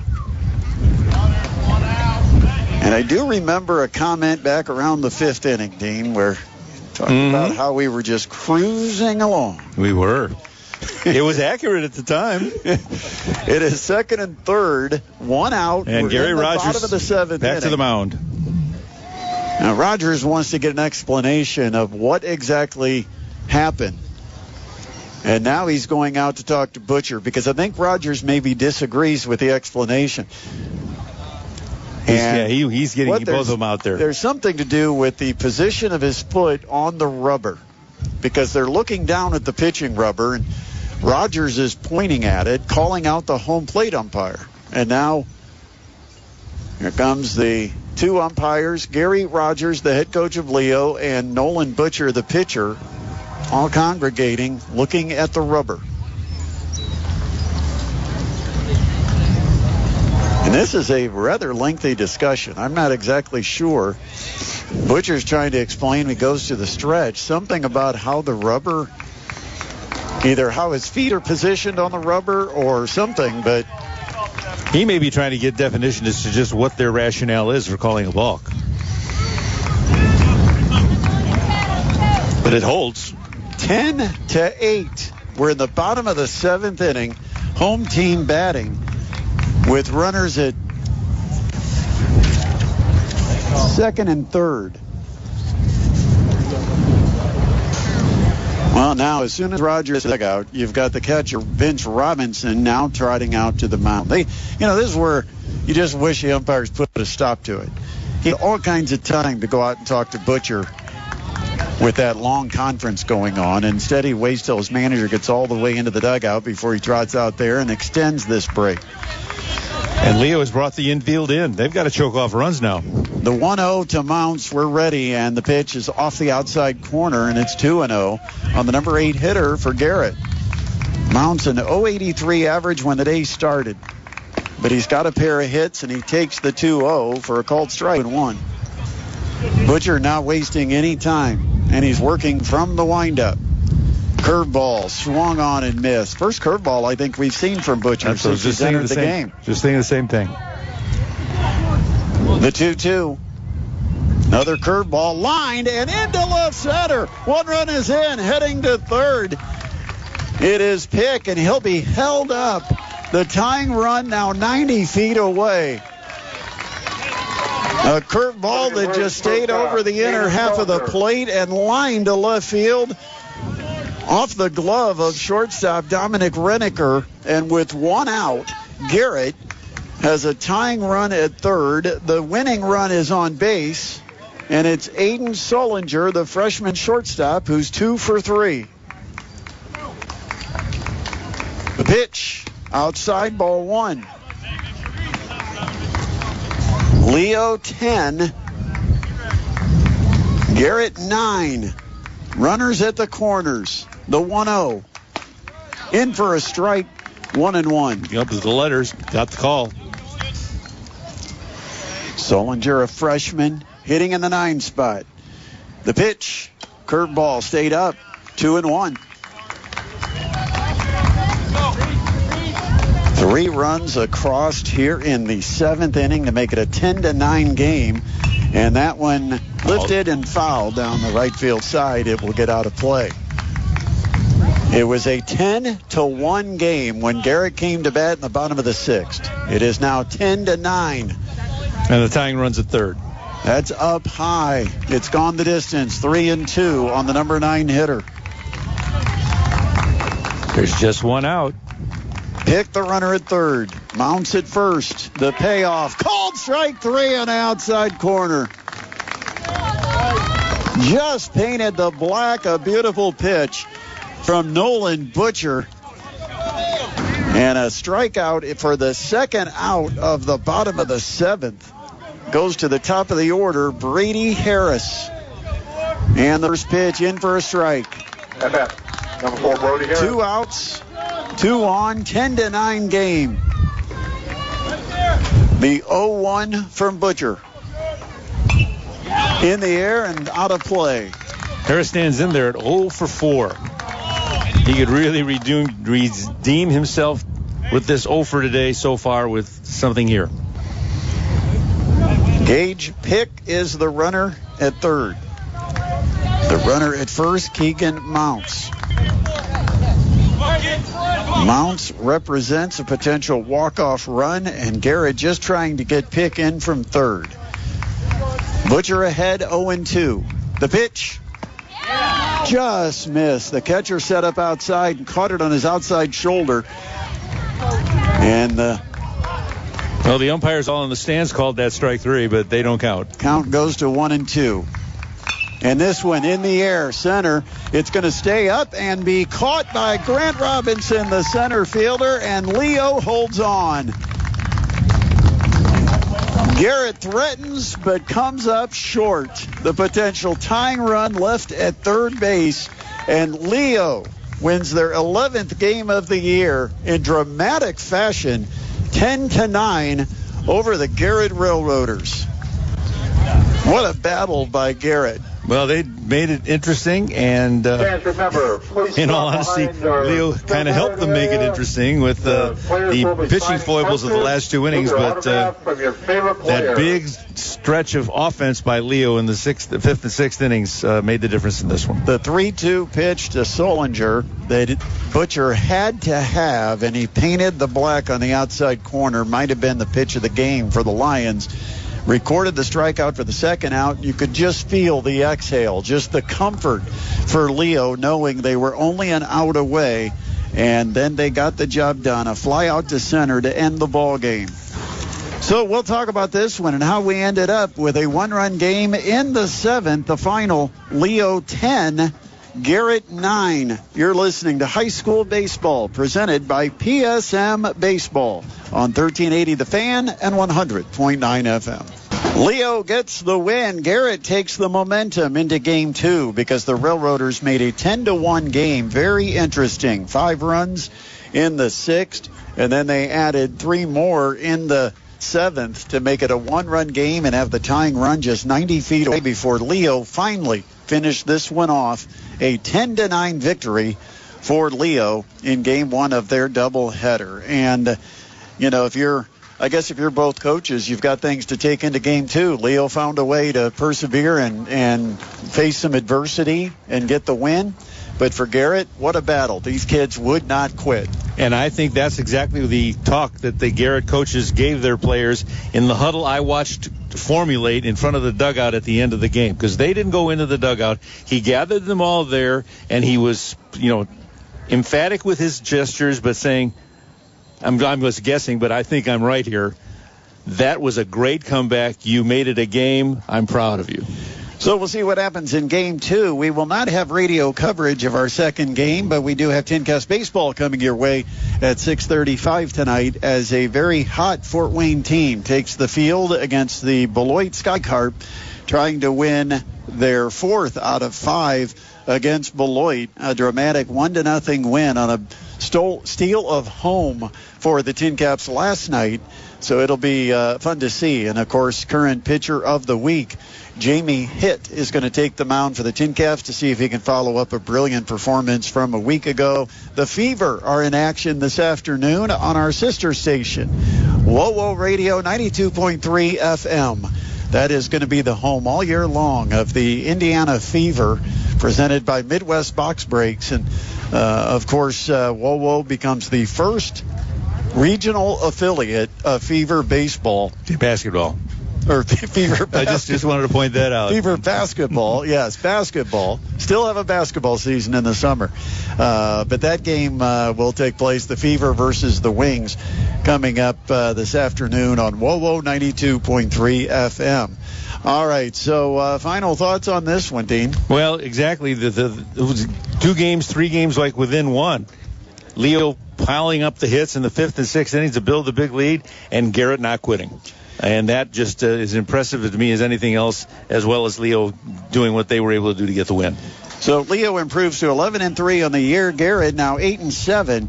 Will try to stay above 500 if they can get a split of this doubleheader coming up about 30 minutes from now. Anthony Bontempo, the freshman starter for Garrett, takes the loss. Jaden Keeler, who worked into the 7th for the Leo Lions, he ends up getting the win. No save for Nolan Butcher, but he did come out of the pen to finish it off. Big thanks to Adam Lundy back in the studio. Thanks to Dean Pantazi for adding his insights into the broadcast. I am Brett Rump. Again, the final score here from Garrett. Dramatic baseball with a 10-9 Leo win over the Garrett Railroaders. We're going to have special coverage of high school baseball coming up on Monday night with the Homestead Spartans and the Bishop Dwenger Saints. 2 of the best in our area will hook up out at the World Baseball Academy, and we'll be there to bring it to you starting at around 5:30 Monday afternoon. So until then, we bid you adieu and farewell and hope you have a terrific sports Saturday. This has been High School Baseball presented by PSM Baseball on 1380 The Fan and 100.9 FM. Podcasts by Federated Media.